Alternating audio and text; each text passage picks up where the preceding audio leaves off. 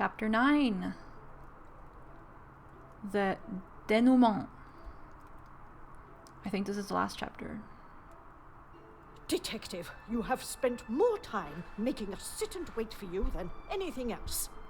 Madame Vandenbosch, if you think I have spent my time focused on anything besides uncovering the Major's killer, you are sorely mistaken. I'm sure you will be eager to share your findings with us then. All in good time, Madame. Firstly, to understand the truth of what has occurred this weekend, one must know the timeline of events that not only preceded the Major's death, but succeeded. We are all well aware of what happened before, Detective. You can save your breath. You are only aware of what the guilty parties wanted you to believe. But now I shall apprise you to the true events. The reason for us all being here, you know. The altercation between Monsieur Demire and the Major, you know. The body of Monsieur Hagen was found while we were all sat enjoying a most delicious meal. That you also know. But what was kept from us all was that his body lay on the study floor for far longer than was thought. It was that servant. She found him. S'il te plaît, monsieur. It was indeed young Inga that found the Major's body lying lifeless in the study. So it was her. Monsieur, I will not allow for any further interruptions. I return to the Major's body. If we are to believe the scene that we were presented with, the Major must have been killed during the first course of our meal, a meal that none of you left, even for a moment. Speaking in the evening, you all confirmed one another's alibis, and although there was doubt in the validity of some, I confirmed that they were indeed all true. What I could not understand was how a man came to be found dead, and every guest accounted for at the time of death. That is until I questioned the latter. Monsieur Beckers, I shall now allow you to speak. You saw the Major smoking a cigar in the snow. Is that true? It is. False. You saw what you were meant to see. Someone in the Major's coat standing outside, giving the illusion that the Major was still very much alive. Monsieur da Silva, on the afternoon of the Major's death, do you recall hearing a telephone ring? Now that you mention it, I have not heard a single ring all weekend. Correct. The telephone lines have been down for the duration of our stay, meaning the telephone call that was received and promptly directed to the Major's study was yet another act of trickery and deceit. But it did not end there. When I entered the study for the first time, it was obvious someone had already been there and falsified the scene to stage a burglary and clear away important evidence, including the murder weapon. What followed was an investigation that had already been hindered. But even those lengths were not enough to derail me for long. I think we have all had enough of your self-praise, Detective. Perhaps you would like to tell us who killed him now? Madame, as I'm sure you would expect, it is not as simple as that. What many of you do not know is the discussion that was had between the Major and Monsieur Beckers earlier that day. What has that got to do with anything? I told you I didn't kill him. That I know to be true. What you do not know is that it was not only his ears that heard your spoken words. I hope you are not implying I had something to do with it. No, madame. There was another. Mademoiselle Elisabeth. You are all aware that the Major was hired by Monsieur da Silva to front the security during the workers' strikes. What very few of you know is that it was the Major's order that instigated the vicious attacks on those unarmed men and resulted in numerous deaths, including Mademoiselle Elisabeth's fiancé, Luc. Monsieur Beckers confronted the Major, declaring that he was to hand himself in. That is what Mademoiselle Elisabeth overheard. Now, knowing the truth, she waited until the Major was away from his study. After he stepped outside following the confrontation with Monsieur Demire's fist, it looked to be the perfect opportunity, or so she thought. The Major returned and found her looking for the proof she required to hand him over to the authorities. If the maid bumped him off, why hasn't she been arrested?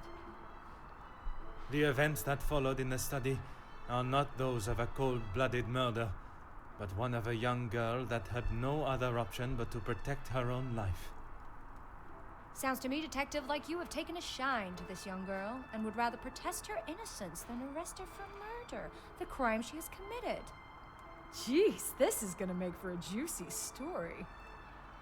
Mademoiselle, I ask you this. You have seen the Major's anger before, oui? What if I have? How do you think he would have reacted if someone was to find proof that he had committed a terrible act, and that if made public, would surely result in his incarceration? Exactement. It is quite the story you have told, Detective, but all I have heard is that Elizabeth overheard a conversation blaming the Major for her fiancé's death, and she murdered him in revenge. A servant killing a man that is as revered as he was. She will face the noose. I am not denying that a man has lost his life, but it is not the crime of murder that you all believe. While the Major did not deserve to die in such a way, it was his actions towards Mademoiselle Elizabeth that drove her to defend herself in any way she could. Mademoiselle Elizabeth will be punished, but we will let the law decide the severity of her punishment. She has played you like a fiddle, Detective, acting the innocent victim. She will be arrested and hanged for her crime, like every other cold-blooded killer. Here. Give her what she deserves. The girl has got to pay for what she's done. I could not have been clearer with what occurred in the Major's study. They all have forgotten their own perceptions of the Major, the terrible crimes he has committed, and what he has done to them all in one way or another. I cannot allow for Mademoiselle Elizabeth's sentence to be negatively influenced by those in the house. I must help them to see how their past actions have led to these unfortunate circumstances and losses of life. Perhaps I should remind them all of their participation in not only the workers' strike, but the resulting riots. Those of you that are calling for the hanging of Mademoiselle Elizabeth, have you forgotten the roles you played? Your actions have been far from innocent. Look, Detective, I see where you are going with this, but it's not going to work. So maybe the strikes were down to De Silva and Beckers. But don't try and drag me into their mistakes. Mademoiselle Conrad, if you are so confident of your innocence, perhaps we should begin with you. Convincing Mademoiselle Conrad to admit her involvement will be no easy feat. She is strong-minded and has deflected questions in the past. Perhaps a more aggressive approach is in order. Neutral, you're at the top of your field now, but tell me, why was it you entered the world of journalism? Accusing, you would do almost anything for a headline, n'est-ce pas? You don't need to imply it's only me that does. Ask any of my journalists, they'll say the same. Yeah, that was Even wrong, if I in the think. process people are hurt? Oh, no, it was right. You knew the situation surrounding the strikes, and only sought to swell the anger in people and create further chaos. Mademoiselle, you so often have something to say, and now is not the time for silence. You really are delusional. Maybe you should just keep your theories and claims to yourself. Forceful, you used others for your own agenda, not considering the repercussions. Shaming, I do not know of any field that would sacrifice the lives of others for gain. I don't think shaming is going to work. We need to be aggressive, forceful. You obviously have no idea what goes on in my world. I would say stick to honest police work, but it seems that it's not in your field either. Frustrated, you cannot honestly believe that what you have done is acceptable. Disgust, you have allowed others to fall while you walk proudly across their backs. I think disgust is better than frustration. Look, it's... Mademoiselle, I do not have time for your excuses. Do you wish to state your direct involvement, or should I? It's not... Okay, fine. Yes, the story was going nowhere. There was a deal on the table, and it was going to be done and dusted. Everything you said is true. I wanted the story. The scoop that would have blown the others out of the water. I never wanted anyone to get hurt. But I can see what I did wasn't right. I didn't think you had this side in you. I can see now why Angeline asked for you personally. You're not like other cops. It's clear it's the law and doing the right thing through and through with you. If you say it was self-defense, I believe you. We can't just forget what that girl has done. It's not Jackie's fault, or any of ours, that she decided to do what she did. Monsieur Beckers, you are the last person I expected to defend Mademoiselle Conrad. We talked only last night, and correct me if I am wrong, but you have already declared the role you played. To me, at least. Yes, we talked. It's just not fair of you to attack Jackie like that, putting words in her mouth until she succumbs to your plan. I know enough of Monsieur Beckers to know that pushing him will not yield the results I need. Playing the role of an ally may be the best way to approach him. Cynical, you did not consider how a strike could turn violent, endangering your men? Direct, even as a leader of the union, you were swayed by one that had no part in any union dealings? I think this one. Detective, I'm afraid you're misunderstood. That is not how it was. It was not my intention for things to escalate as they did. I could not have predicted that would happen. Jackie was documenting everything to do with the strikes. She wanted our story to be heard and wanted to know how I was handling the negotiations. And they were handled by yourself? Naturally. If I cannot handle simple negotiations, I am not fit to be in the position I am in. Forceful, Mademoiselle Conrad swayed, influenced, and manipulated your every decision. Sarcastic, you take great pride in your work. Are you proud of the decisions made during the strikes? Maybe this one? I was only pushing for what my men deserved, what they needed. Hindsight is a wonderful thing, Detective. Surely you must know that. Nothing is ever simple, Detective. I'm sure you understand that better than anyone. Sympathetic. I understand you may not wish such details to be presented in front of your fellow guests, but for justice to prevail, the whole truth must be known. Neutral. You have fought for those that did not have a voice. Surely you will not allow another one to be lost in the wind of social discrimination. I guess sympathetic? You're right, Detective. I have tried so hard to deny my part, but I know only too well that my decisions led to the death of those men. I know I cannot excuse what I've done. I just want you all to know that I am not a hateful or malicious man. I only wanted to prove that I was the right man. I have lived in other shadows for so long. I thought I would be able to finally step into the light and be the one that everyone remembered, not forgot. Monsieur da Silva offered me a deal and I turned it down. I thought I was doing right by the workers. It was only myself I was thinking about. What more proof do you need? He said it himself. I made a generous offer to reach a resolution, and he turned his nose up at it. Damn, he is loud. It was not that simple, though. An offer was made, but Monsieur Beckers and the workers would never have been forced into that position had their working conditions been satisfactory to begin with. This is outrageous! Do you plan on blaming everyone for doing their jobs? I suppose it makes you feel better about yourself, doesn't it? Although Monsieur da Silva eventually opened up, he was defensive when we discussed the matters of his blackmail, and that was a private conversation behind closed doors. I cannot imagine he will be forthcoming in front of the other guests. He is going to need some convincing to admit his faults again. Direct. If you were simply doing your job and treating your men fairly, there would not be a strike to talk about. Insulting. I have never heard such a pathetic attempt to justify one's actions. The problem stemmed from you and your decisions. Some convincing to admit his faults again. Ooh, okay, what does that mean? He will not be forthcoming. I guess insulting? Me and my decisions. Detective, you are really clutching at... Need I remind you, I am a successful businessman, and I had nothing to do with the Major's murder. If you think otherwise, maybe you have proved us all right, that you aren't the great detective you claim to be. Okay, I get to continue. Proud. Anything I claim to be supported by facts and truth. Threatening. The desire to hide one's secrets is a powerful force. I wonder how easily yours is broken. Straightforward. You are willing to pay an anonymous blackmailer that accused you of the same? I guess straightforward. You said it. Anonymous. I don't know them, and it doesn't sound like they know me.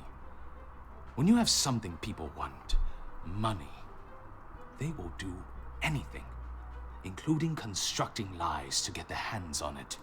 Monsieur da Silva, You seem to have forgotten our previous conversations. I recall them just fine, thank you.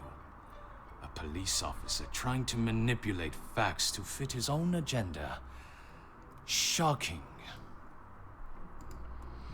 Forceful claims of abuse against your staff and the hiring of a militia. Those are facts that have been twisted to my agenda. Assertive. Intentionally or not, your arrangement with the major kindled the fire that started the riots.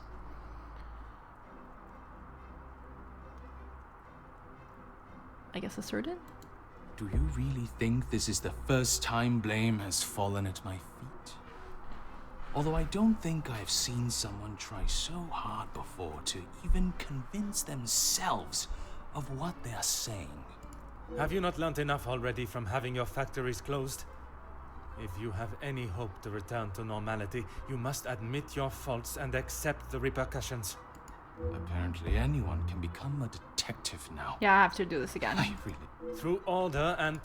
Order? There's no order in beating down who you consider suspects until they have no other option but to admit something, guilty or not. Monsieur da Silva, you have stood steadfast, and your opinion on your involvement... Detective, you would do well not to anger my friend. It was not my intention. I only want those responsible to be held accountable for their actions. Am I gonna do it The again? Major's death does not fall on one cup. Does your position on Mademoiselle Elizabeth's guilt remain? Even after all your attempts, Detective, Oh. Felix was still murdered. Self-defense or not, she chose to hide what she had done because she knew what she had done was wrong. And she will be I don't get punished to for redo it. these. Oh my god, I was doing so good. I don't get to redo these? Oh. I guess that like determines Elizabeth's fate in a sense if you get everyone to like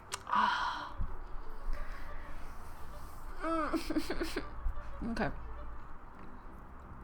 Let's make me aside. It was not choice to hide anything, madame. If in her position, I ask, what would you have done? The Major has already furiously thrown an object at you, barely missing your head, and now has hold of your arm. I wouldn't have driven a knife into him, that I can tell you for sure. She is no fool. She intended to kill, not to defend.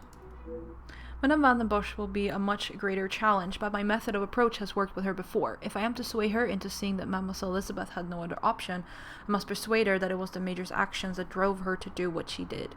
Usually, it worked with her to be forthright, right? You were the closest to the Major. His violent temper cannot come as a surprise. Forthright. Speaking with the guest this weekend, it is not the first time the Major has shown his threatening nature. He was a passionate man.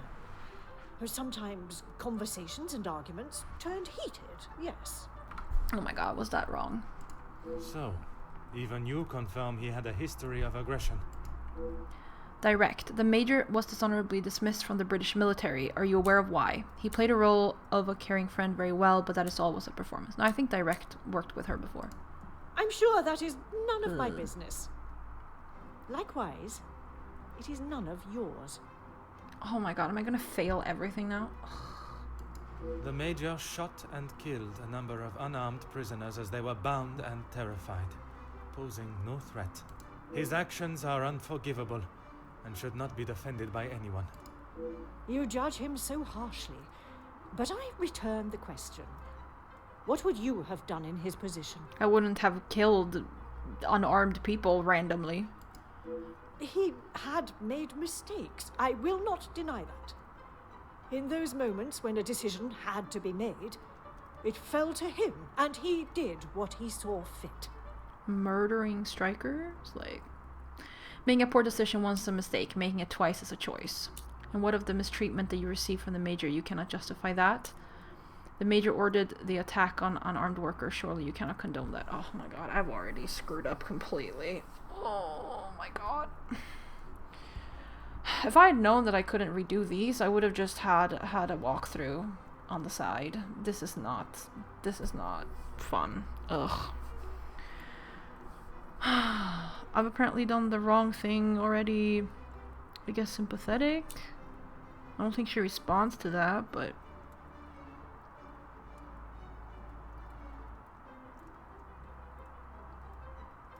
I feel like we've been straightforward with her before, but...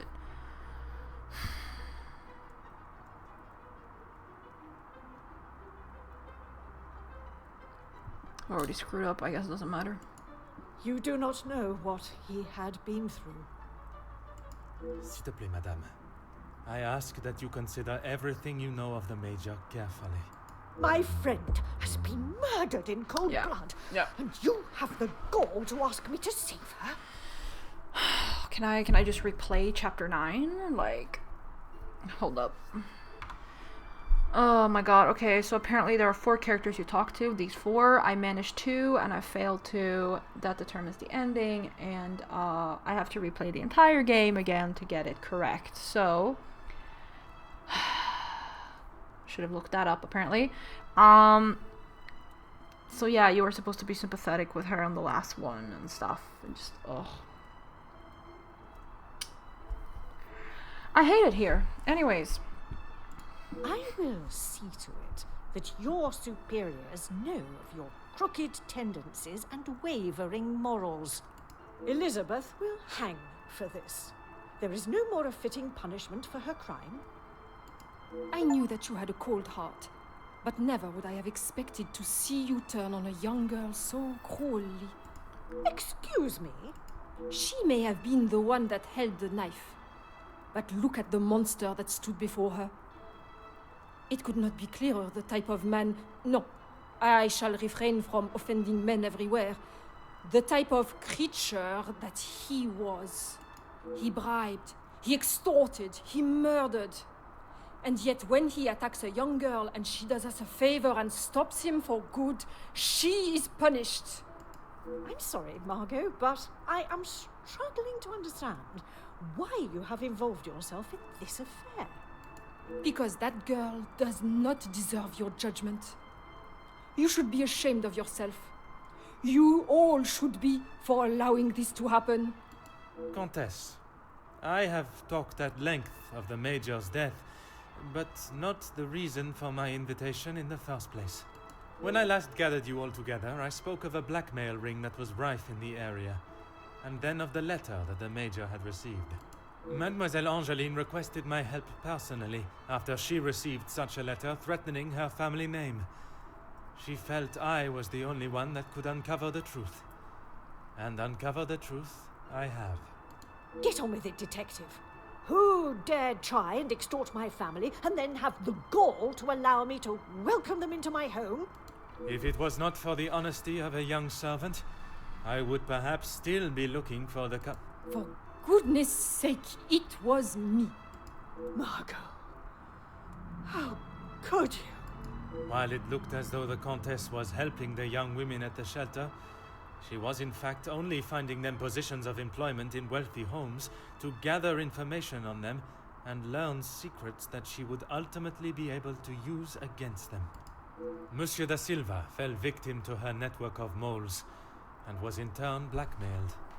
It was quite the prosperous setup you had, knowing that they would not be prepared to lose their social standing if a secret was to find its way from where it had been hidden for so long. That cannot be true, Margot. How could you do such a cruel thing? That is rich, coming from you. You are one of my oldest friends. High and mighty Madame Van den Bosch. You think you can do what you wish when you wish it and there will be no repercussions. You are as bad as all of them. If I do not get a straight answer out of you, I will march you to the police station myself. I'm surprised it took the Major this long to start living with you. He must have been on the edge for some time. How dare you speak to me like that? In my own home. A home you share with the father of your daughter for so many years, and she still remains none the wiser. You have no right. Maman. Angeline? Have you heard what she has admitted to? She is merely trying to make herself... Is what she says true? Felix, he was my father? That is the secret that the letter was talking about, isn't it? You told me that we had nothing to hide. Detective Poirot, were you aware of this? Oui, mademoiselle. But it was not my place to repeat. I don't understand. What about father? Your maman betrayed the love of a good, honest man and played away behind his back and then kept it hidden for all these years like a lady of the night with her client list. You will say no more. Angeline, I... Did Felix know? This is not an appropriate conversation. He knew, dear girl. He knew the whole time. It is only dear Edwin that was blind to their deceit. You will not talk of him like that. You will not talk of him at all. If I don't, who will? You never deserved him. You don't even deserve the memory of him. Comtesse, there is something that you still have not explained. What more is there for her to say? How long were you in love with the Viscount for? Margot? Is that true? We were destined to be together. And then you turned up. And I was all but forgotten about. But you were nothing more than friends. And you made sure of that, didn't you? From the day you arrived, it was all about what you wanted and what you had to do to get it. You didn't consider Edwin at all. He was just a purse to you. I loved my husband, and I miss him every day. Loved him enough to stray? Both of you, no more! Please, Angeline, let me explain. Maman, I do not wish to hear anything else from you. Not even your own daughter wants to hear your lies anymore. Cassandra Van den Bosch, all alone. How dare you!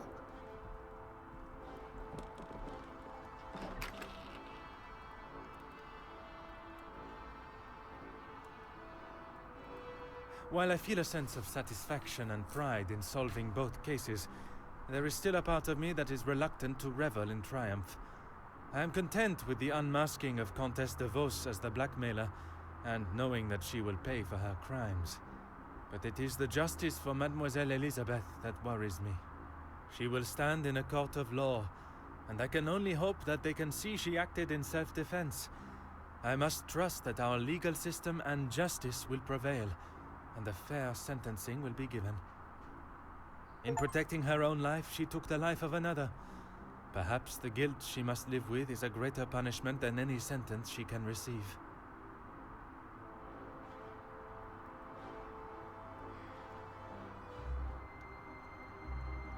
Comtesse de Vos was taken from Nemozinet House in cuffs and placed under arrest.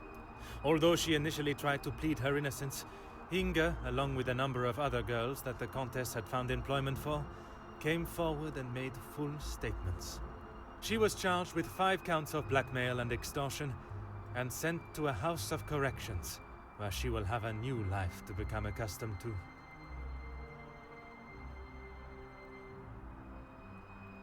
Monsieur Sterling and Mademoiselle Rihanna were also reprimanded for their participation. While they may not be facing time in prison, tampering with a crime scene and obstruction of a police investigation are certainly not something that houses and new employers will look positively on. Mademoiselle Angeline finally became Madame Demire, and together they took up residence in England, where Monsieur Demire continues to support and fight for fairness and equality in London. I am happy to say that we have remained in contact, and Madame Demire has become a regular correspondent of mine, and the latest joyous news is that they are expecting a child of their own.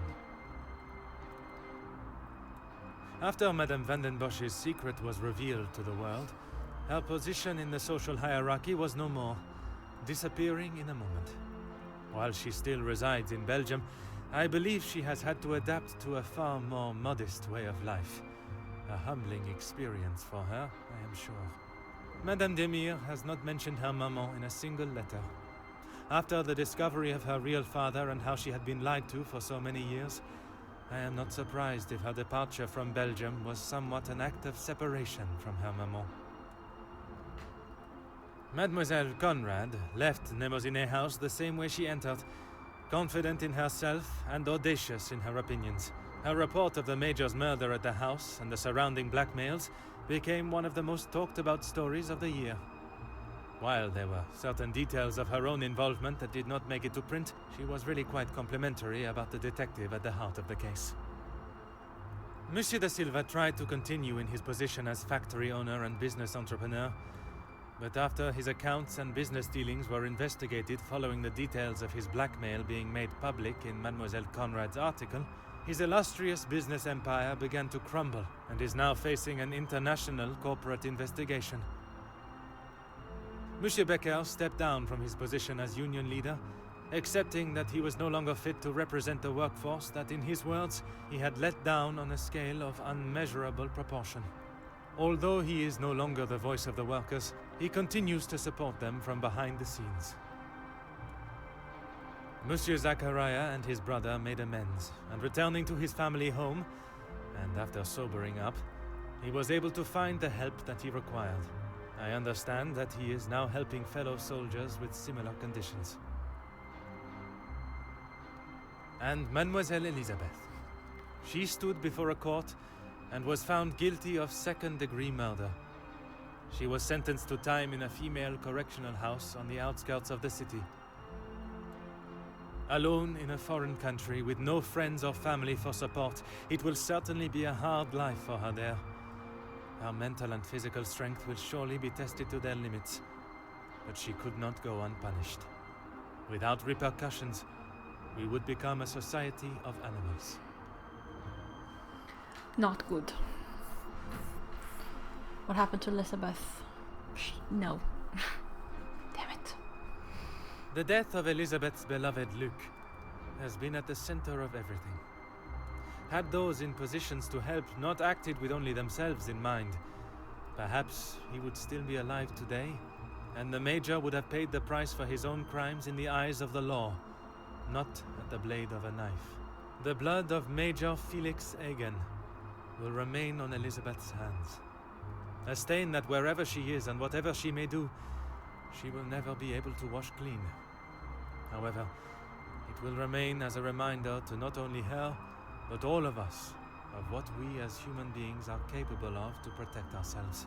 We all have something that may be considered shameful or sinful, and it is how we deal with it that shows our true character. Those involved in the riots, the workers' deaths, and the Major's killing believed themselves to be untouchable.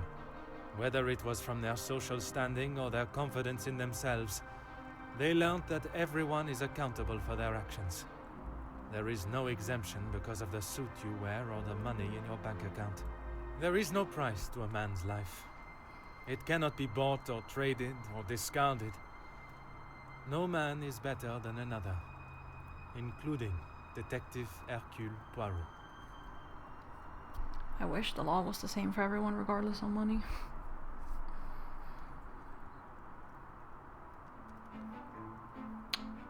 Alright, credits! I failed. Okay, so I presume if you get all of the 4 people right there, then Elizabeth, like, I presume everything else is the same, right? It's just that Elizabeth doesn't get charged. But, like, everything else has to be essentially the same. I'm pretty sure. So, let's pretend that that didn't happen. And we're good. I'm not replaying this game just for that. I do wish that they had, if you complete the game, after you complete the game once, that you could do chapter selection, so you could just see like the last chapter again, because it's not like you have to replay the game to get another outcome in chapter 9, so. Oh dear. But here are all the lovely people who made this game.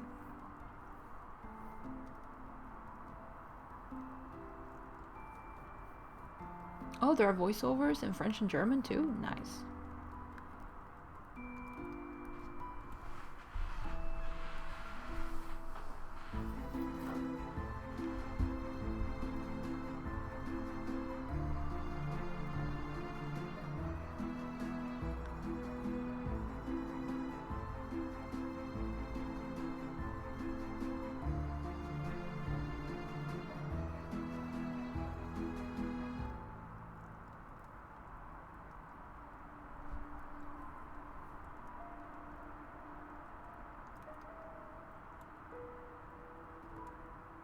Oh, the Major and Archibald were voiced by the same person. Interesting.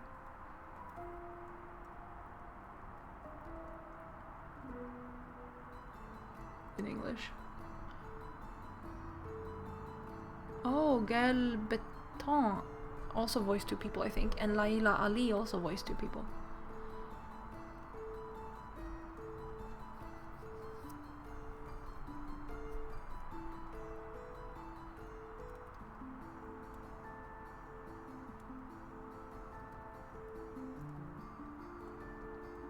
Oh, in French, the same person voiced Gideon and Zachariah. Okay.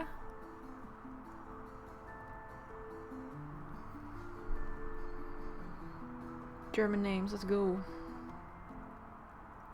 Sort of.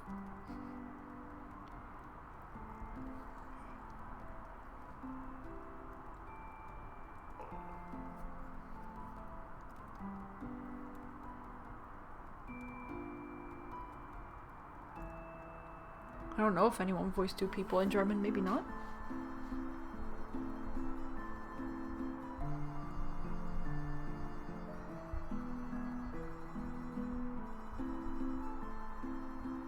Alright, Blazing Griffin.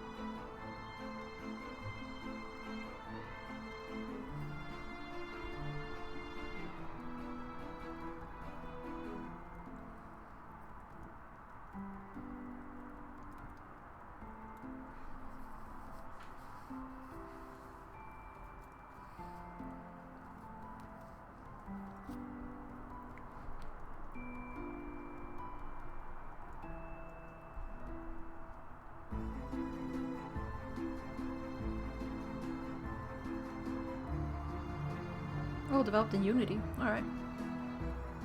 2021. Huh.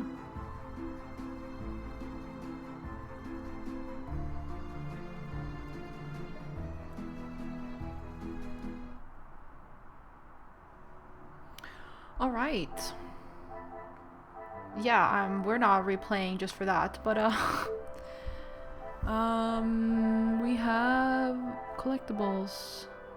Oh, inspect all items in the prologue. Yeah, I didn't do that. Inspect every window in the game. Okay, apparently I didn't do that. Stop for refreshment during a key moment. Where? Okay. What else did I miss? Return to the scene of the crime alone for a second time. Oh, okay. Examine all items in the staff area. So apparently I didn't do that. Oh yeah, flawlessly. Did not do that. Yeah, okay. Basically these are the achievements, I guess. Alright, cool. That's it for this game. A little sad that I didn't get the best ending, but yes, I guess it is what it is. It was fun though to play, and I mean, yeah, I like Hercule Poirot, so that's cool. I hope you all enjoyed playing it with me, and we'll see what game we get up to next time, basically. Yeah, trying to think if I have anything more to say. I don't think so. So take care and bye.